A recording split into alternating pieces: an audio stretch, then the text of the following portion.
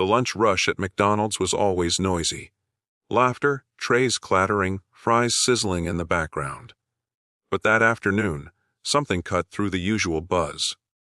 A group of 5 teenagers, loud and overconfident, had set their sights on a girl who barely spoke. She was new to town, quiet as a shadow, and sat alone with her small tray of food in the corner. Her name was Emily. She had just moved to the city with her mother after her parents' divorce. It was her first week at the new school, and already she felt invisible. She hoped that a quick meal at McDonald's would be her escape from the loneliness, but fate had other plans. The 5 bullies spotted her immediately. 2 boys and 3 girls who always traveled in a pack, feeding off each other's energy. They slid into her space, laughing as one of them reached over and snatched a fry from her tray. "Hey, new girl," one sneered. "Don't you know this seat is reserved for people who actually belong here?" Emily froze, her eyes dropping to her lap. She wanted to disappear. She wasn't ready for confrontation. She just wanted to eat her food in peace. But silence only fueled them. Another bully mocked the way she dressed, pointing at her faded hoodie. A third leaned close, smirking. "Why so quiet? Cat got your tongue." The customers nearby glanced over, uncomfortable. But no one stepped in. Emily's chest tightened. She'd been through this before in her old town. People never help. She felt the familiar sting of helplessness rise again. Until something unexpected happened. Behind the counter, an older employee named Daniel was watching. Daniel wasn't just another fast food worker. He had been at that McDonald's for years. He had seen kids come and go, watched cliques form and dissolve, and he had seen the damage bullying could do. Quietly, he stepped out from behind the counter and walked toward the table. "Everything okay here?" His voice was calm but firm. The bullies chuckled, brushing him off. "We're just talking," one of the girls said. "No big deal." But Daniel didn't back away. He crouched beside Emily, looking her in the eyes. "You don't deserve this," he said gently, loud enough for the others to hear. "You belong here as much as anyone else." For the first time that day, Emily's eyes lifted. Someone was standing up for her. The bullies rolled their eyes, muttering insults under their breath. But then something shifted. A group of customers, college students sitting nearby, stood up. One of them pointed directly at the bullies. "Nuff. Leave her alone."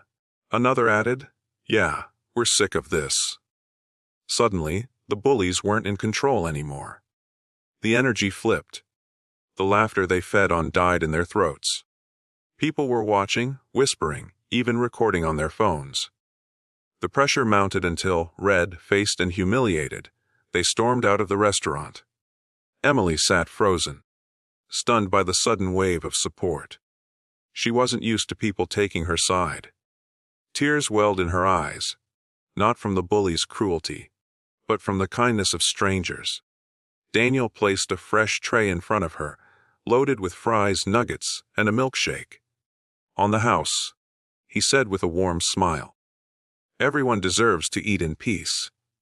That day became a turning point for Emily. At school, word spread quickly about what had happened at McDonald's.